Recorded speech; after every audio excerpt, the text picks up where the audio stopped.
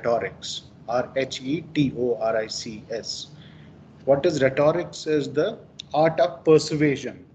That if you are good in persuading other people about your idea, about your opinion, then there is a possibility that you can be called as a good rhetorician. So most of the people who are considered to be good rhetoricians are the best of the persuaders in our society. So we have politicians, we live in a democracy. The most important job in a democracy is to convince the people about your agenda, about your campaign. Democracy is nothing about competing narratives about different policies. So if you are able to put your policy to the public in such a way that they can understand it and they relate with your policy, in the end, one of the crucial requirements for a politician or for any leader in the world is to be a rhetorician, to be a persuader, or for anyone, normal public as well, normal person as well. Even in our day-to-day affairs, when we deal with our parents, when we deal with our friends, there is a possibility that we can get into various tussles, we can get into various fights. So if you are good at persuading through your words, so words play very important role, and uh, other signifying practices as well, which is the non-verbal communication, the thing that we are going to talk about today, play very important role in convincing about your authority to someone. So we are just talking about the term called rhetorics, and we said that if there was one rhetorician who was able to persuade the masses at the greatest level, it was the Pied Piper. Okay, I did not give that example. It was Hitler. So it was Edward Bernays who was persuading people about an idea that India is a democracy. Don't think about India in a very negative way. Think about India in a very positive way. So when I think about you, I might have a negative opinion about you in the beginning, but you persuade me about your idea. So, for example, people are these days talking about the different intercaste marriages or whatever you know, the idea of love and all that. So, in that also, because we live in India, there is a possibility that you have to negotiate all the time on the basis of your likings and dislikings with your parents, with your family system. So, even on the question of dress as well. So, how can you convince someone about the dress that you want to wear is something very good to you and it means a lot to you? It puts identity back to your existence. So how can you convince other people who are making judgments about it? So we live in a society, as we talked about already, that which is judgmental. So normally we have to come across people who pass judgments while we live our life. So there is a possibility that you can convince in different ways. So in the end, rhetorics is that for someone to be in the business of no the market or business of business, we have to have the art of persuasion. So the better art of persuasion you have as a person to convince someone about your idea through image, through word, you are someone called the rhetorician, rhetorics. So whole industry is developed on the basis of the idea that how we can get better at art of persuading people. So you can manipulate words, you can manipulate images in the process of becoming better manipulator or rhetorician or persuader. So my question to you is that in the previous class we talked about, it was at length. We discussed, somebody is wanting to ask a question. Can you ask the question? Yes, Nirupan here. So, Yes. can persuasion and persuasion can be related? Persuasion Persuasion. and persuasion and what? Persuasion. Can you write it in the message what is persuasion and persuasion? So one is Persuasion. So another is one. Which one? Are you talking about the how persuasion can be related with what? Hello? Can you hear me? Okay, yeah, this is the persuasion. Okay, that is what I am talking about, the persuasion. What is it that you are talking? What is the question? Can you write down the question?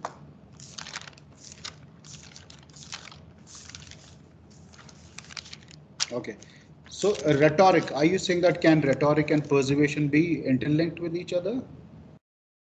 So persuasion is at the center of rhetorics. So then you can write your question in the, yeah. So you can persuasion and rhetorics basically mean the same thing. It's just that rhetorics is the, it is entire phenomena. It is a philosophy where persuasion becomes central to the idea of the rhetorics. So if you are persuading someone, you are someone very good in rhetorics. So the whole industry, the rhetorics business can be termed as persuasion business. So we talked about that there are three elements as per Aristotle, which are very crucial in persuading someone about yourself or your opinion or your idea. So what are those three things that we discussed in the previous class? So yeah, it is yes, Nirupan, yeah. It's basically yes to your answer, huh? Components. Yeah. Yes. Okay, what is great? Yes, yes, yes, yes. Yeah, yeah. Art of persuasion is equal to rhetoric. That is correctly true. Okay, I got your point. Sorry. So you were talking about. I'm also responding to the people who are messaging. So somebody said that no, there are three key elements which Aristotle talked about are fundamental to the idea of persuasion. I was giving references to Harvard Business Review. I was saying that even in the present times when people are writing about how can you be the mass persuader, how you can be someone who can persuade people at the individual level, there are three core elements which play a very important role in being a persuader. One is ethos. Since uh, some of the students were not there in the previous class. So ethos is something about the credibility as a person. We gave an example of politicians. So we said that no, the whole debate of BJP versus Congress is the question of credibility, ethos. People see a lot of credibility in someone such as Prime Minister Modi because they think that he has struggled a lot. So that whole story of him being someone who came from rags to riches story is adding a lot of credibility to his narrative, to his story. So basically, you have to tell a story to the public about who you are as a person. So, but when Rahul Gandhi also wants to tell a story to the public, even if that story can be different and it can be reasonable also, but the point is that he lacks the very idea of the credibility. People, when they see you as a product of nepotism, even if you are a best of the talented people, even if you are, I'm not saying that he is, but I'm saying that even if you are, but then that lands you in trouble. Your credibility is questioned. The very idea of you convincing anybody becomes very difficult. So the first thing that you have to look in persuasion business or in rhetorics is to have credibility, to have ethos. Ethos.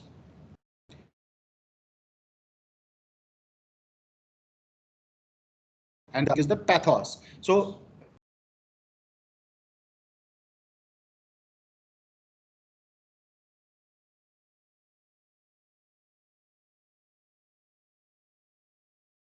them some emotional blackmailing those on the basis of which they can connect with the with the result and with the idea of going with you on a trip. So you just use pathos, emotional attachment with the people. So for example, nationalism is pathos. A lot of advertisements are using nationalism as the means to convey the message. For example, even the cement companies are talking about the idea of nationalism and having Akshay Kumar, doing the thing for them. So that is what advertisers realize, that even if we are doing business, but we have to introduce the component of nationalism, because it is on the question of national security and nationalism people get very emotional. So that is called jingoism also, that is called patriotism as well. So these are different terms. Extreme form of nationalism is jingoism, but love for the country is patriotism. So sometimes people use these pathos, these emotional elements that are part of our society, and try to develop the business ideas and things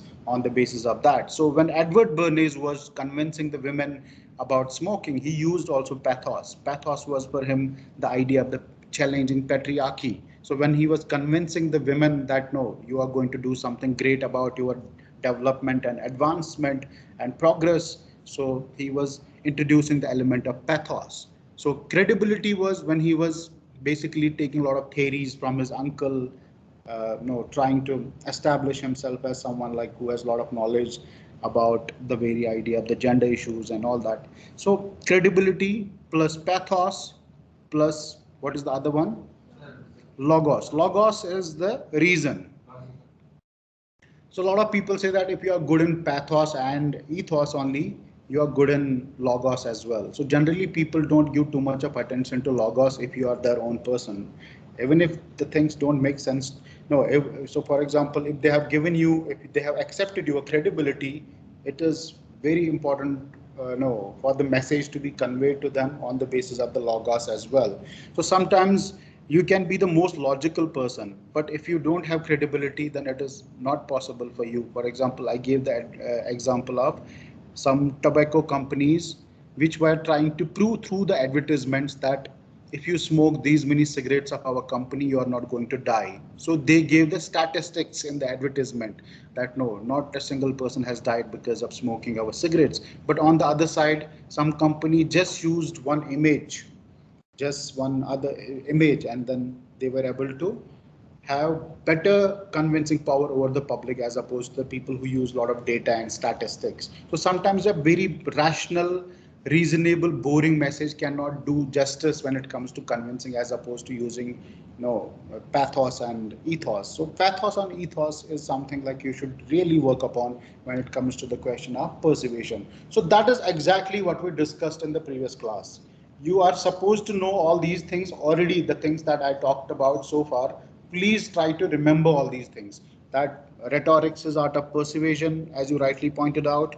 Then there are three elements as per Aristotle which can be considered to be crucial elements of persuasion. So for example, when you write an email, when you to someone about your idea, then if you follow these three things, that if the person already knows you, maybe credibility comes from your institution as well. It is not important that somebody who does masters in management studies in Harvard University will be more intelligent than you. It is not necessary. Somebody who's doing masters in management studies, MBA and all business studies in Alliance University can be more intelligent than someone who has been to Oxford or so Harvard University. What the Harvard or Oxford does to the people who go there is it puts credibility on the person.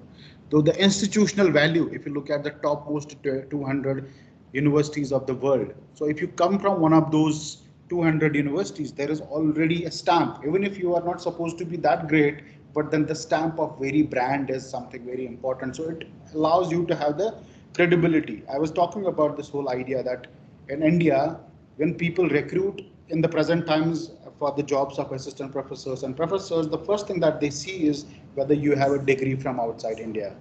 Huh? Yeah, you have some exposure to the West. So Ashoka, Shivnadar, even now Alliance, most of the universities who are trying to make it big and try to do some experimentation with the education, they make sure that they are attracting the pool of teachers who have some Western exposure. So why is it somebody who has done entire education, has his or her education from India, there is a possibility that they may be more genius than the people who have been to the West, because just because they were privileged, they went there. Because this person did not have that much of privilege, they decided that they are going to be here. So but the point is that the very idea of going to the West is adding a lot of credibility to your CV, to your candidature. So ethos is credibility factor, pathos is emotional connect, logos is logical factors. Yes, absolutely. So that's yeah, I think that you actually got it. So that is what actually we discussed in the previous class. We have not missed too many things, but I'm sure that no, we were giving too many examples. I gave at least 20, 30, 40 examples of ethos, pathos, logos at that particular time. So this time I'm just giving the abridged version of what I talked about in the previous class. So today what I decided that I'm going to cover in my class is the non-verbal communication. We have already talked about non-verbal communication a bit. So normally, when if you remember our one of the classes earlier when I started, I sent a link. It was about Albert Mehrabian model of yeah. So that kind of a thing. If we are realizing that much of communication is about non-verbalness, much of communication around us is about body language. It is about the eye movement. It is about the facial expressions. It is about the tonality of the voice. my content, for example, if we just apply this rule to our CV, and if we apply this rule to our cover letter, when you write your CV, all of you are going to have the degree from Alliance University. So if there are 100 students, they are going to have the similar kind of a CV. Yeah, they have a degree, they have this, they have that. How is it possible that you, as a person, everybody is having an internship also, as a person can attract somebody's attention towards your CV as opposed to your classmate, when your classmate also has similar kind of experience? That is the non-verbalness of your CV. One is the verbal, which is the content that you are putting in the CV. For example, I have done this, I have done that, in the form of the words. But then there is non-verbality, non-verbalness of your CV, which is the style, which is using some of the words which can, for example, a lot of people say in the present times we have to use action verbs, coordinated, supervised, all these things that your action verbs. So you have to know that what are the action verbs that you can use. What is Bloom's taxonomy? Normally people talk a lot about Bloom's taxonomy in management studies. No, you use to categorize things. So analyze, assessed. So these are the things that you need to put in your CV. These terms sometimes make a lot of impact on the people who are reading your CV. So you need to know that the impact, the play around the question of the words that you do, the highlighting of some of the words, the designing of your CV is going to play a much important role as opposed to the content which is going to be there. So, and you need to know also what to prioritize in your CV, what not to prioritize. So some people can have a great experience and everything, but they don't know how to go around the question of no style. They go in too much into the substance. They think that people are going to read the entire CV, but then the whole idea of prioritizing CV on the basis of the content is related to its non-verbalness. So for example, I might have a degree, I might have this thing, I might have that thing, but what ultimately matters is also something related to non-verbal communication, the my gestures. So there is a lot of industry. For example, whole world, if you look at the business world, if you look at the business leaders, if you look at the politicians, particularly the leaders, they put a lot of attention on the very idea of the body language. You must have heard about Vladimir Putin. You must have heard about Trump. You must have heard about Prime Minister Narendra Modi. So if you look at the way in which they design their image, a lot of money goes into designing an image of a person, particularly if he is the Prime Minister or she is the Prime Minister or whatever. So the image making is something which is now intrinsical part of the leadership in the present world. So for example, if you have to compare between two business leaders who are different on the basis of their non-verbal communication, so what kind of dressing, for example, one is doing as opposed to the other? Is there any message which is conveyed by one person as opposed to another person just by the non-verbal communication, the way in which the employees of that organization are allowed to dress in a particular way, whereas in other organizations they're allowed to dress in another way. So the whole point has been reduced now to that 70% of the communication is not about reading and writing and listening. 70% of the communication is about perception, interpreting. The things that we see around us are basically the things that we have to internalize, assess, and analyze and give an interpretation about it. So we have to be more judgmental. Normally we say that we don't have to be judgmental, but in these cases we have to have, for example, if we look at the body language that you have, this you know, biting your lips kind of a thing. So the people who are the body language experts, they will be able to say certain things about this particular behavior. They will say that maybe you are now not too much focused on the lecture, maybe you are trying to go move from one place to another. So I'm saying that whole industry, there is $1 billion industry devoted to the very idea of non-verbal communication. So you can explore this area called why are people interested in understanding that, for example, business etiquettes. It is not about non-verbalness. It is about, so you must have heard about Mr. Bean. Mr. Bean was what? Mr. Bean was the epitome of non-verbal communication. Do you think that any better communicator, even if they have used, for example, the words, have been able to persuade people to laugh as opposed to Mr. Bean? So Mr. Bean is someone who used the non-verbal communication. For example, he never uses the words. Rarity, for example. Charlie Chaplin is the epitome of. So these are the, for example, I'll just start my presentation and I have put Charlie Chaplin as well as an example.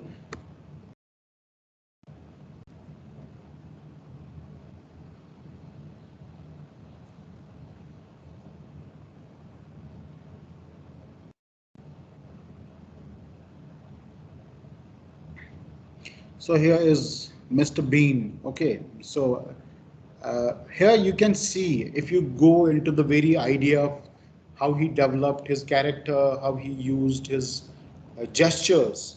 One of the gestures that he focused on was on kinesics. So you, anybody in the class who knows what is kinesics? Kinesics. Hello, can you hear me in the class No, online? sir. Yeah, Yes, yes, we kinesics. can hear you, but no. Okay, so kinesics, you must have heard about something called a kinetic energy. So Yes, sir. kinetic energy is basically a motion.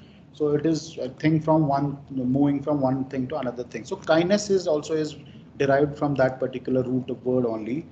Uh, so he uses kinesis. Kinesis is the study of the facial gestures and the body gestures. So if you just focus on how you can manipulate your gestures to attract the people. We are going into the terminologies now, that there are different types of non-verbal communication. One of them is, as you can see, kinesics. Okay, Kinesics. So this is the study of body gestures and facial expressions. So someone who was very good in it use the phenomena of kinesics. Then the second thing that he tried to use was proxemics. So what is proxemics? Is the study of space. For example, our reality is, in the present times, a lot of people use the term called social distance. There is also something called the public distance. There is also called the intimate distance. So there are three types of people. For example, as of now, when I have given you the lectures in the last 4 5 days, 4 5 times so far, if I have given 4 5 times, so you will see that I am at the public level distance from you as a person, because you don't know too much about me. But with time, when the semester goes on, so there is a social kind of interaction that we will have. But ultimately, in the end, the whole purpose of humanity, if it goes to the another level, is the intimate level, for example, of communication. So people who are very good in exploiting these space centric understandings around us, for example, the designing of this classroom is very much idea of the proxemics. So somebody who had an idea about the space, what should be the space that can exist between the teacher and the students, what can be the space that can exist between two students who are separated from each other. So it is not for students, I'm saying that generally for the audiences. And what about the acoustics of this particular room? So all these things are part of the non-verbalness of our communication. But most of the times we just talk about the words. We give too much of stress on the words. So my lecture as of now, for example, is going to depend a lot on the non-verbal communication as opposed to verbal communication. Even, for example, the words which are reaching to you from me, they have a particular tonality. If my tonality is extremely boring, then there is a possibility that you won't actually pay attention at all to my lecture.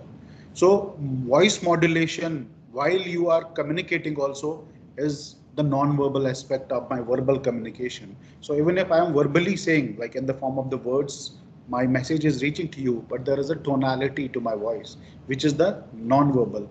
When Obama gives speech, there is non-verbalness to that speech. Why he is considered to be someone very good in communication? Because his non-verbal things are very important as per the people who study his communication style. For example, the number of words he uses per minute, words per minute, WPM. It is generally said that those people who keep the word limit from 110 to 130 per minute, words per minute, they are better communicators as opposed to the people who keep it as a very at a very slow pace, let's say 64 or 65 or 70 or 80 words per minute. Then if you keep it too high also, that is also going to be the problem. So you need to know how many, I don't know, like, no, this is something also learning, self-learning. We need to learn how, it is basically self-understanding. How do you assess yourself on the basis of your non-verbal communication? But then we put too much of effort in thinking that no, if we are not saying too much, we are not doing too much of communication. But most of the communication that we do is by the perception only, through your eyes, through your dressing, through your watching of other people, through your interpretation of the environment around you. How do you look at a dog? How do you look at someone, for example, no, from some place? How do you look at a tree? So how do you understand beauty? Do you want to live in this kind of a place or in a very urban place? So it has a lot to do with the non-verbalness, but we often tend to forget the non-verbal communication and we focus too much on the words, and we focus too much on words, whether they are the spoken words, whether they are the written words. But whole world is different from verbal communication. For example, if you have watched the PK movie, when Amir Khan in that particular movie is wanting to understand the world, what is he trying to do is simply he is trying to understand the world through the non-verbal means. वो बोलता है कि there is not much difference between Muslims, Hindus, and Christians in the movie, saying that एक ऐसे ये लगाता है, टीका लगाता है, एक दाढ़ी है और उसका एक क्रॉस है. So it is all on the basis of the symbols. He is not having idea that no what they believe in. He believes in the idea that they are all believing in God. But the point is that it is on the basis of the symbols he categorizes them. That there are temples, there are mosques, there are churches. But it is just that it is the non-verbalness. He is not going into the message of different religions. He is saying that it is most of the religions can be under, for example, the Sikhs, the attire, Muslim attire. There is attire for every religion. So the point is that non-verbalness can allow, for example, food also, food communication. We talk a lot about in the present times, food communication. There is something also in our journalism and media studies, food journalism. Somebody who is very good in understanding the food culture and they taste good food, they have the ability to understand the restaurant culture, they go to different places, they just report about all these things. Like you have travel journalism, you have now food journalism. So food communication, food is also, for example, a very non-verbal thing. You don't talk, the food does not talk, but the point is it conveys some messages. When I'm having dosa, when I'm idli, it implies that it has a regional aspect to it.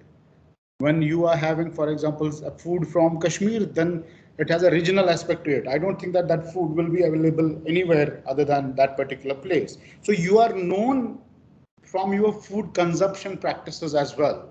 The what you eat, you are that. What you normally people say that what you eat, you are that. What you wear, you are that. What you watch, you are that. A lot of things actually make you who you are. It's not only one thing, but what you eat, that is part of you. So for example, somebody is a vegetarian, there are multiple reasons for being vegetarian. Somebody is a vegetarian because they have concern for the animal rights. Somebody is vegetarian because they are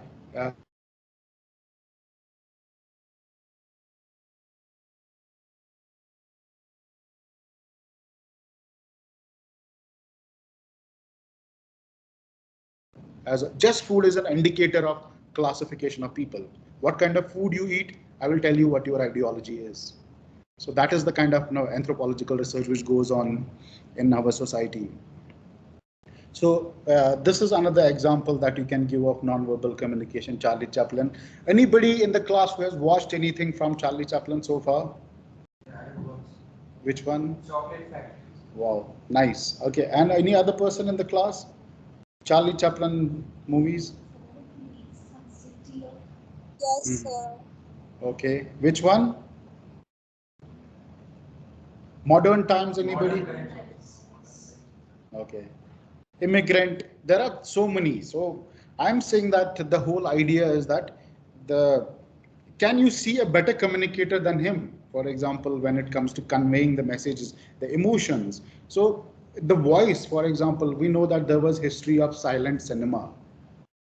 When silent cinema was existing there, it was only, yeah, it was 1911, 1912, 1913, 1914, 1915. So when the Alamara came as the first talkie, Before that, there were silent movies only. When the like camera was invented or the cinematograph was invented by the Lumiere brothers. So I'm saying that the silent movie started the whole idea of the filmmaking, even films. It was the beginning, the base of the films. But the point is that how people were able to understand the messages where there were no words spoken in those in movies. That's also non-verbal communication. So we also, if we go into the history of human beings, humans, they first learned the techniques of non-verbal communication before started speaking a language. It took a lot of time for humans to come up with the idea of the language, how languages evolved. It is again a domain or a study of its own type. It's a very no very difficult terrain if you go into it, like how the languages evolved. But before languages also, there was these symbols, there were the signs which were invented by the humans. So language is a evolutionary form of signs and symbols and the codes. So our societies are dependent on signs, codes, and if you are someone who study these signs and codes, whether it is the facial gesture, whether it is the body language, whether it is the dressing of someone, whether it is, for example, what this means to you, in the terminology, it is called as semiotics. So semiotics is the study of signs and symbols. I'm a like you talk about rhetorician. Somebody who persuades is a great rhetorician. Somebody who reads signs and symbols. If you are good in, for example, understanding my facial expressions, you're someone who can be termed as a semiotician. If you are someone who can interpret the messages, for example, Gandhi, the whole entire life, he says that my life is my message. What he says it. Have you ever heard this thing that MK Gandhi says my life is my message? So when he says that my entire life, that what does it mean? That it is not what he said. He wrote so many books. There are volumes and volumes of Gandhi, whatever the material he has written. But the point is that he is also signified by this particular image. Gandhi with charkha is something which signifies his whole life, that he stood for this thing. It is representation of his ideology, that is nativism, that no village level ownership of everything. He was against industrialization, he was against railways, he was against science, he was against a lot of things. But the point is that he always wanted the traditional forms of existence to be a reality in India or in the world. He was against the very idea of capitalism uh, to that level. I mean, he was not in the favor of, for example, having a lot of things which are making this world possible the way we are.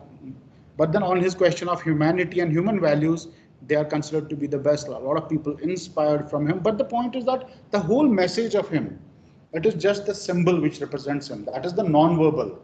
If you just look at this, interpret this message, you will be having a lot of things to write about this particular image which is there in front of you on your screen. So similarly, when, for example, India, the place of 1 billion people, but it is represented in the form of a flag. That is non-verbal communication. The every country in the world has a flag, you know that. So what is flag? The study of flags itself is understanding of the countries that you can ever have. So if you just study a flag of a particular country, it is a connotation. It symbolizes some element of that particular country in some way. So I'm saying that the more better you are in understanding signs and symbols that are part and parcel of our society, you can be termed as semiotician, someone who is good in understanding signs and symbols and codes. For example, like this, I always give an example of this. For example, the traffic itself, the traffic signals, red, green, yellow, what does it imply? It is not verbal communication. It is not somebody saying, oh, stop. No, it is just a signal. It is the perfect example of non-verbal communication. When you cross a road, at that time, you don't talk to the driver. It is the eye contact between the driver and you, and there are certain rules of the road. So, I mean, your life is sustained by the non-verbal communication. I am just going to prove that today in my class. But the point is that we never give too much of thought to it. We think that everything is determined by our words. I'm saying that even if they are our words, but the style of those words matter a lot. For example, the way you are going to say these words to your students. There must be some other teacher who will be saying the same thing to you, but in a different way. It is packed in a different way. Medium is the message. What does it mean? Medium is the message. Different teachers will come and they will give you the same material, but the point is that the way of saying it will always matter, and that is always the defining factor between one person to another person. Similarly, you, when you are developing your CV, you always can have the same content, but medium is the message. Remember this thing. This is something I will teach you later on because it is in the syllabus. Medium is the message. It is, if we understand just the meta idea, but the bigger picture, there is a possibility that these smaller things can be taken care of by themselves. So we'll go into that later on. But then Gandhi also said that my life is my message. So the very idea of Gandhi, the way he represents, is represented through this picture as part of what we can study as non-verbal communication. So this is what is non-verbal communication for any student who has not understood anything so far, what I have said. For them, they can note down this definition and they can copy it. They can write it in the exam. Communication without words by means of space, gestures, facial expressions, touching, vocal variation, so vocal cords. Silence is also a form of communication. I'm very happy that some of you remember that Albert Mehrabian model of communication, because I don't know whether that is a correct model of communication or whether it can be generalized and we can say that it is very systematic and scientific. But he has a very important thing to say about our societies, which is making us realize the importance of nonverbal communication. When I was going through the session-wise plan of our soft skills, everything was about reading, writing, speaking. There was nothing about nonverbal communication, which is actually 70% of the communication. So that is the problem, that we lose the essence of communication in the process of understanding communication. You have syllabus, but nobody is talking about nonverbal and semiotics, which is actually the 70% of the communication, as per the very person who is taught in the first class of the business communication.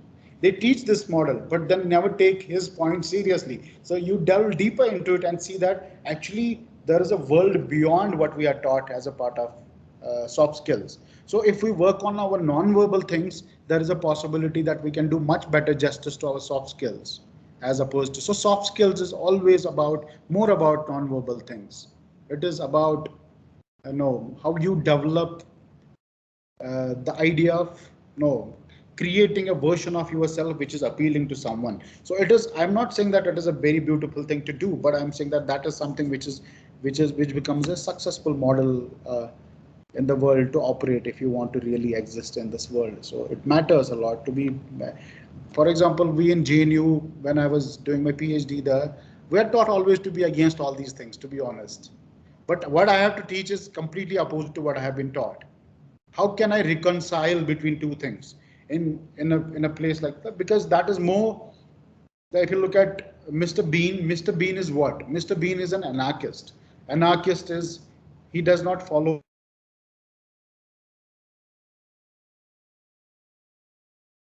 any law.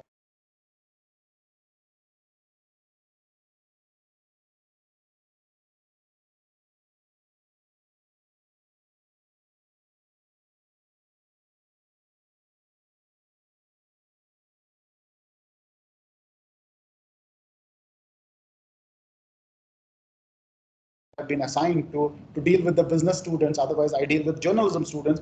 But in the process of dealing with them, I'm learning something new actually about my own subject. So that is, I should enjoy it myself while I'm discovering these things in the business studies. So I should make it more better and more beautiful than it is already there. So that's what I'm saying, that you also can, if you really want to understand the things around you, you need to borrow from multiple things. You need to go to other departments, you need to see what they are doing and all that. So all right, so these are the major types of non-verbal communication. As I was saying, that kinesics, the study of body gestures and facial expressions, is the kinesics. We'll go deeper into it later on, but as of now, just remember this thing. The study of touch, haptics. So what is study of touch? What does it mean? So for example, the people, yeah, So the people, for example, who are experts in this particular domain, I'm saying that there are experts of haptics, there are experts of kinesics who are earning a lot of money because they're experts in it.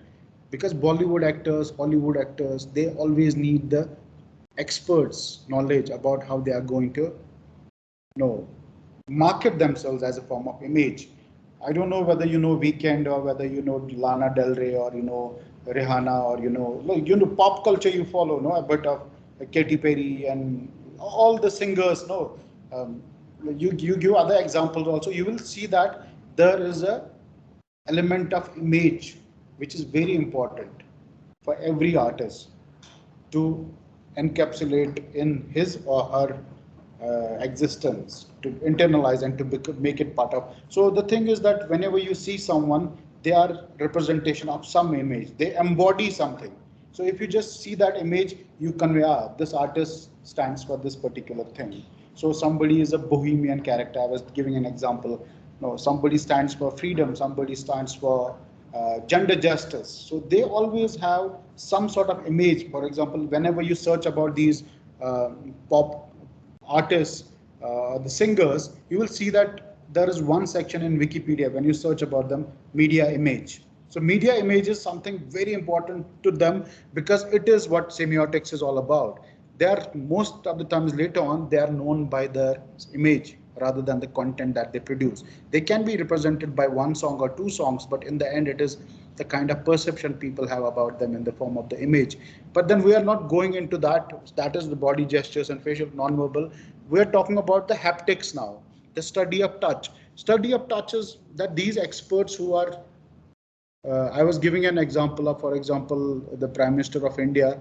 He is termed as, if you read a lot of press about India, hugger, somebody who hugs every politician in the world, somebody who comes in close contact with the proximity of other people. So there will be experts who are going to tell him that, but it is connected to the question of space as well, that touching is something which is problematic in some of the cultures. So how can touch, for example, indicate the closeness between the people, the social distance that you have to maintain and the public distance you have to maintain. So people have to be taught about all these things to make the distinction between how you can understand the world and how, for example, India is considered to be a society which is more touchy as opposed to the Western countries. So there you have to take care of the space that exists between two individuals. Here in the bus, if you are getting into the bus, that whole idea of space and touch is completely eroded.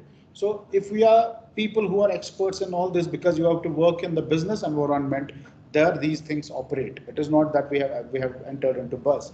We have entered into the world of civility and civilization. There parameters are defined by the international norms, which are particularly the Western norms. So there haptics play a very important part.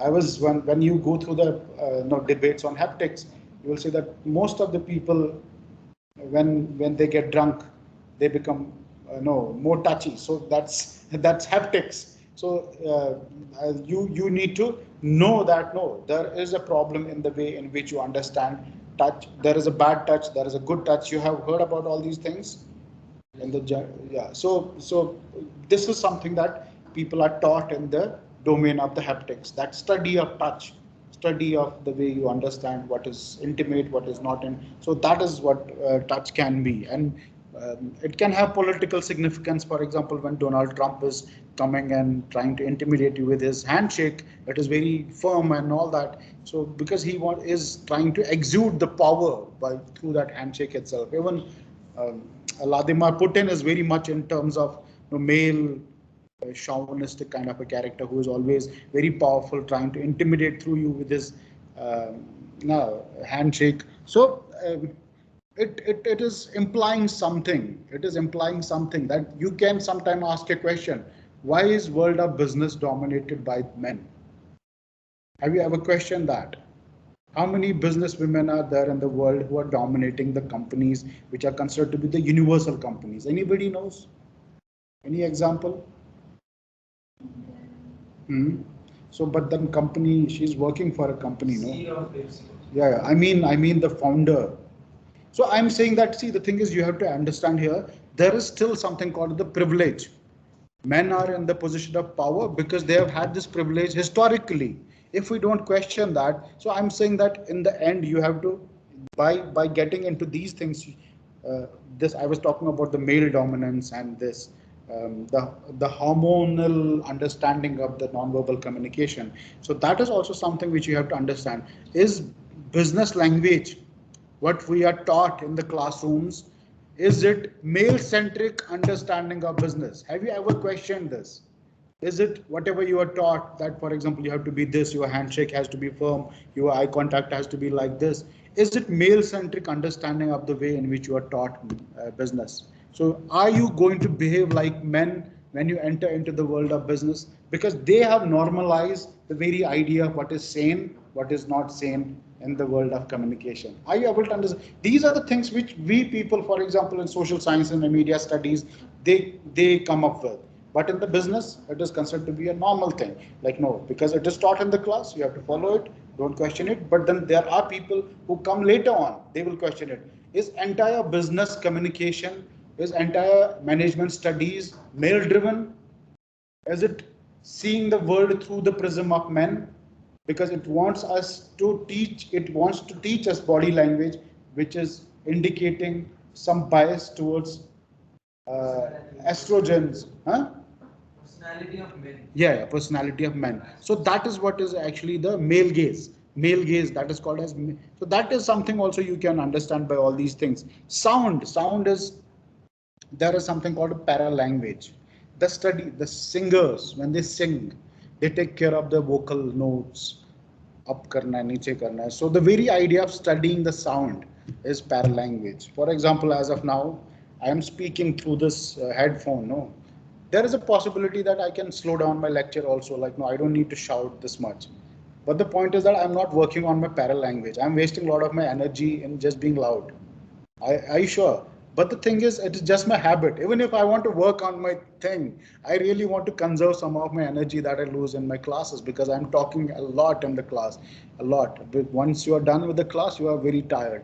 But the point is that if I have now, because you are someone who knows that there is something called a problem of paralanguage with me. If I'm a smart person, I can work on this thing and try to fix this thing to be more efficient in terms of way in the way I use my own energy. So it can be sometimes working on your idea of articulation. One is that okay, content is already there, but the way you are articulating it is also something that you need to look upon while you are a speaker. Whether you are, for example, a speaker, because these things are connected to your other papers as well. This is not a paper which is only about soft skills.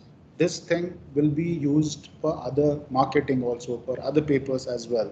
So it is not necessary that what you learn here, it is only for no, learning for the soft skills. It can be related to other subjects as well, and you can take these examples and apply there, and you can use those examples and apply them here and say that, sir, we have been taught like this.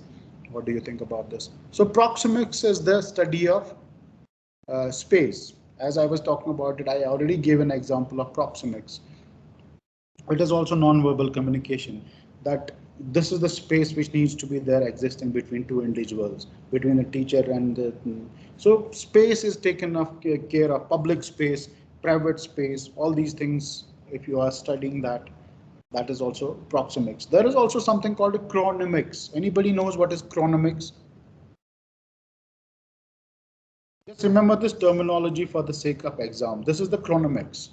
Chronomics is that how human beings understand time, the study of time, how human beings communicate through the use of time. So you know that no, the very idea of time in India is very fluid. When you think about time in India, like you say that चलता है यार sir 5 minute late आ गए कोई बात नहीं मतलब that kind of a thing. But when it comes to time, punctuality, the idea of time in the western sense of the term, it's very fixed idea of time, that if it is 10 o'clock it has to be 10 o'clock. Lekin, but if you are from Hyderabad, I don't know anybody from Hyderabad here in this class, because I have lived in Hyderabad. Hyderabad has its own idea of time. अभी आता हूँ मतलब it will take couple of days also. मतलब that kind of a thing. The very idea of time is very Nawabi. No, that very lackadaisical approach towards life, the lazy approach that you can have towards So today, in addition to the terminologies which you have to remember, haptics is the study of touch, paralanguage, the study of sound, the way you manage your sound. So we'll go into the depth of this maybe in the next class. I won't take much time in this PPT in the next class because So, I think that, yeah. Are we done with time? Can you hear me? so can you please explain again about the space? Uh-huh. Sorry. Can you please explain about space? Okay, space, yes. The study of space is called the proxemics. Study of space, for example, what kind of a space needs to be there between two individuals. So across the globe, there are different types of cultures which have different ideas of space. For example, I was giving an example that in India, because this is considered to be a society which is very communitarian in the sense people love to live in the groups as opposed to being individuals. So individualism is considered to be a very Western thing, that you are individual, you have your own space. So here parents can come and intrude into your space. So that is one thing, is that no, your life is not given too much of space by the people who have the understanding of life in general in the Eastern or in this particular context as opposed to the Western. So space can be about various things. Proxemics can be about various things. For example, I was giving an example of the classroom, that there is a distribution of chairs in the classroom. One chair is no, separated from another chair.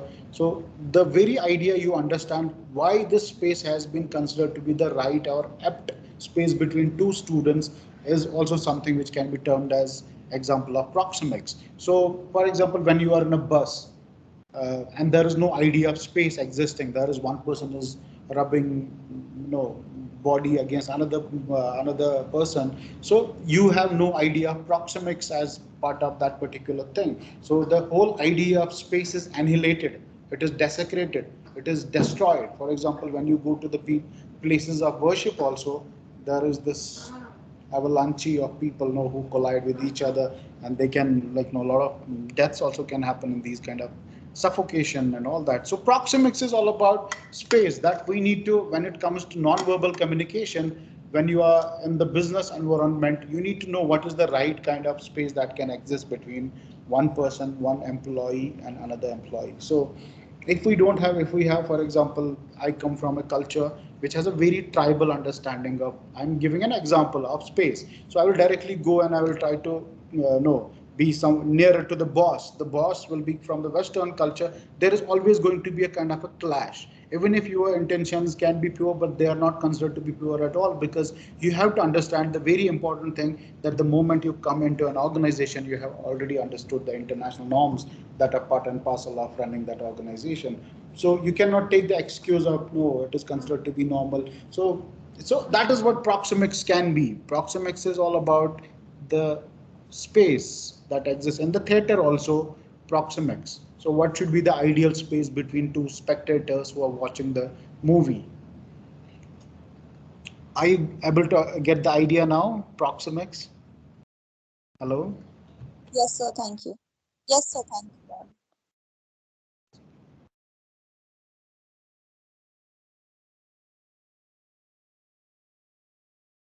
So there is another terminology which you can, for example, know. This is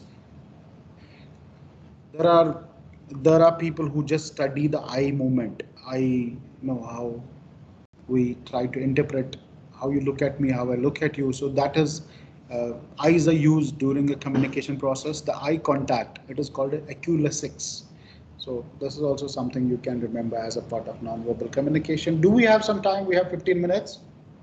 Okay. So what I'm going to do now, I'm going to play one video, okay, which is about the body language and importance of understanding nonverbal communication. All right. So I'll do that.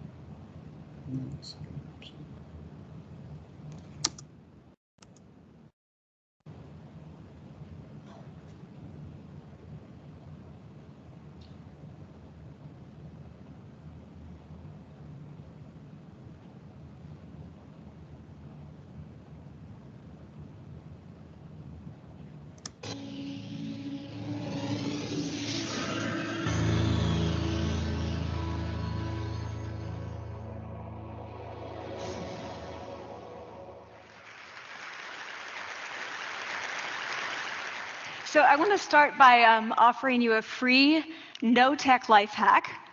And all it requires of you is this, that you change your posture for 2 minutes. But before I give it away, I want to ask you to right now do a little audit of your body and what you're doing with your body. So how many of you are sort of making yourselves smaller? Maybe you're hunching, crossing your legs, maybe wrapping your ankles. Sometimes we hold on to our arms like this. Sometimes we spread out. I see you. So I want you to pay attention to what you're doing right now. We're going to come back to that in a few minutes, and I'm hoping that if you sort of learn to tweak this a little bit, it could significantly change the way your life unfolds. So we're really fascinated with body language, and we're particularly interested in other people's body language. You know, we're interested in, like, you know, an awkward interaction, or a smile, or a contemptuous glance, or maybe a very awkward wink, or maybe even something like a handshake. Here they are arriving at number 10, and look at this lucky policeman gets to shake hands with the President of the United States. Oh, and here comes the Prime Minister of the... No.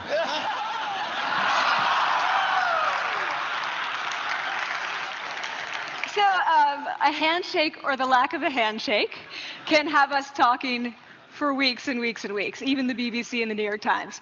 So obviously, when we think about nonverbal behavior or body language, but we call it nonverbals as social scientists, it's language. So we think about communication. When we think about communication, we think about interactions. So what is your body language communicating to me? What's mine communicating to you?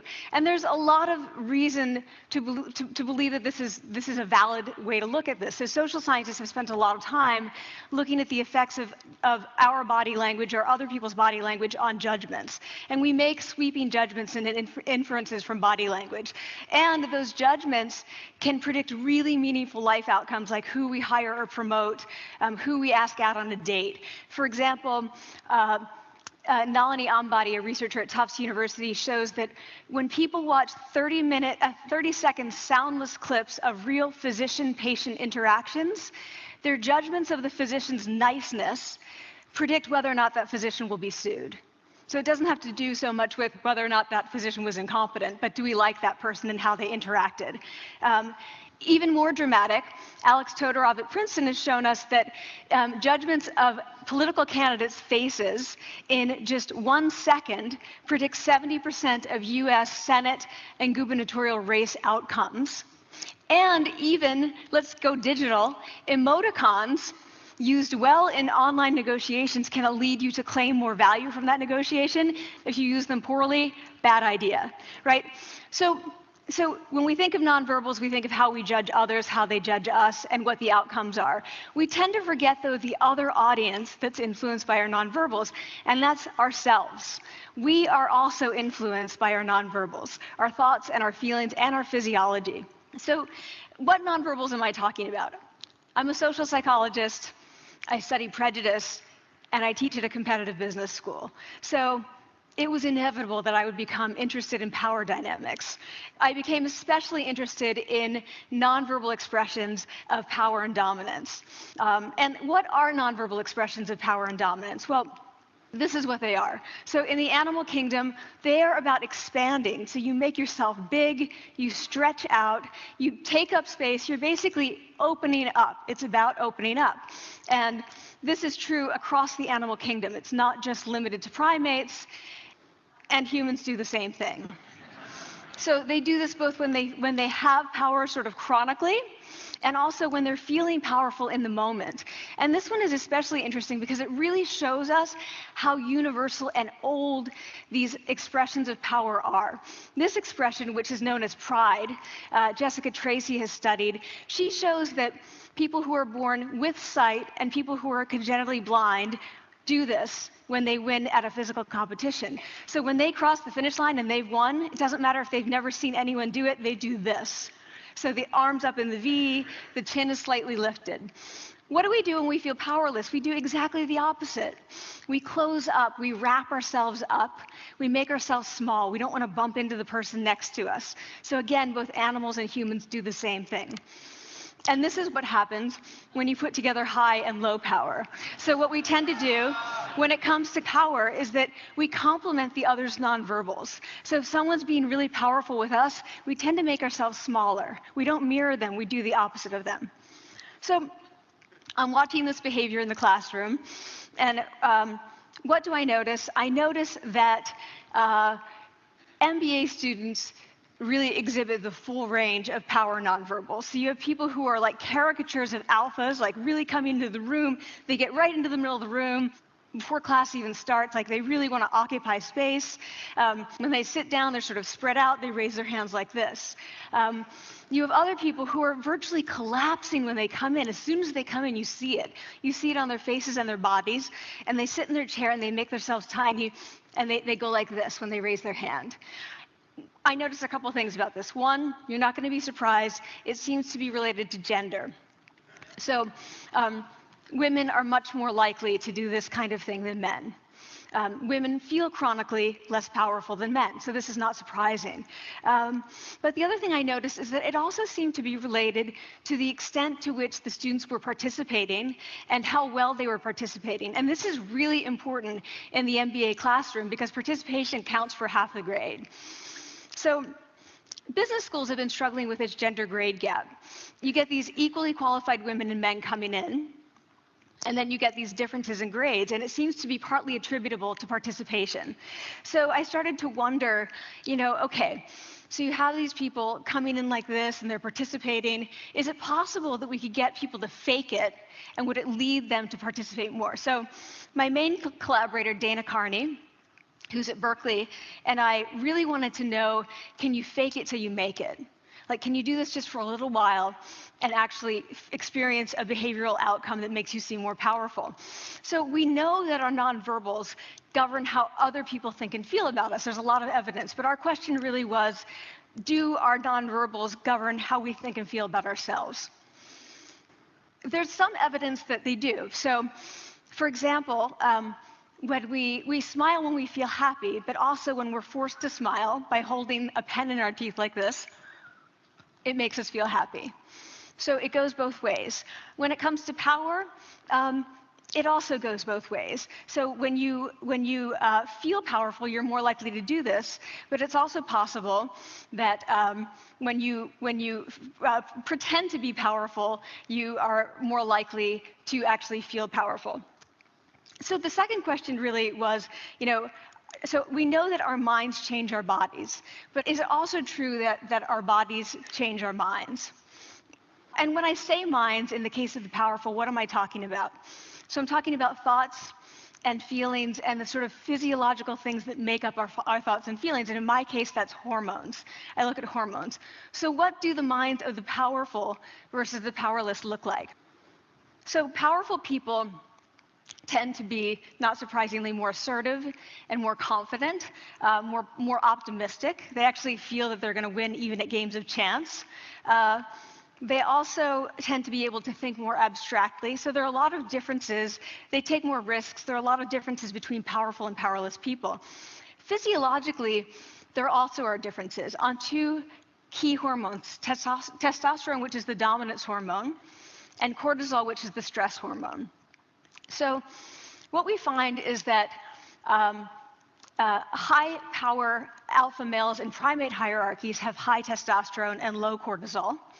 And powerful and effective leaders also have high testosterone and low cortisol. So what does that mean? When you think about power, people tended to think only about testosterone because that was about dominance. But really, power is also about how you react to stress. So do you want the high power leader that's dominant, high on testosterone, but really stress reactive? Probably not, right? You want the person who's powerful and assertive and dominant, but not very stress reactive, the person who's laid back. So we know that in primate hierarchies, if an alpha needs to take over, if an individual needs to take over an alpha role sort of suddenly, within a few days, that individual's testosterone has gone up significantly and his cortisol has dropped significantly. So we have this evidence, both that the body can shape the mind, at least at the facial level, and also that role changes can shape the mind. So what happens, okay, you take a role change, what happens if you do that at a really minimal level, like this tiny manipulation, this tiny intervention? For 2 minutes you say, I want you to stand like this, and it's going to make you feel more powerful. So this is what we did. We decided to bring people into the lab and run a little experiment. And these people adopted for 2 minutes either high power poses or low power poses. And I'm just going to show you 5 of the poses, although they took on only 2. So here's one, a couple more. This one has been dubbed the Wonder Woman by the media. Here are a couple more. So you can be standing or you can be sitting. And here are the low power poses. So you're folding up, you're making yourself small. This one is very low power. When you're touching your neck, you're really kind of protecting yourself. So this is what happens. They come in, they spit into a vial. We, for 2 minutes, say, you need to do this or this. They don't look at pictures of the poses. We don't want to prime them with the concept of power. We want them to be feeling power, right? So 2 minutes they do this. We then ask them, how powerful do you feel on a series of items? And then we give them an opportunity to gamble. And then we take another saliva sample. That's it. That's the whole experiment. So this is what we find. Risk tolerance, which is the gambling. What we find is that when you're in the high power pose condition, 86% of you will gamble. When you're in the low power pose condition, only 60%. And that's a pretty whopping significant difference. Here's what we find on testosterone. From their baseline when they come in, high power people experience about a 20% increase, and low power people experience about a 10% decrease. So again, 2 minutes and you get these changes. Here's what you get on cortisol. High power people experience about a 25% decrease, and the low power people experience about a 15% increase. So 2 minutes lead to these hormonal changes that configure your brain to basically be either assertive, confident, and comfortable, or really stress reactive, and feeling sort of shut down. And we've all had that feeling, right? So it seems that our nonverbals do govern how we think and feel about ourselves. So it's not just others, but it's also ourselves. Also, our bodies change our minds. But the next question, of course, is, can power posing for a few minutes really change your life in meaningful ways? So this is in the lab. It's this little task.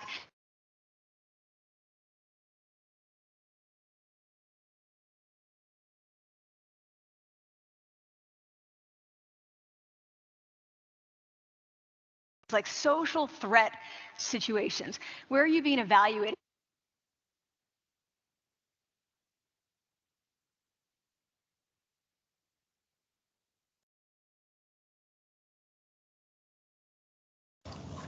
Yeah, rest of the portion we can watch in the next class, whatever is left, or else you can watch it by yourself. There is link already in the chat box. Watch it, try to have a perspective on it. What is it that you think about it? Please try to watch it. It is something very crucial and important. I think that it's a very good video. You can learn a couple of things from there. Okay, take care then. Thank you, sir. Okay, Thank you, sir. welcome. Thank you. Thank you, sir. Thanks.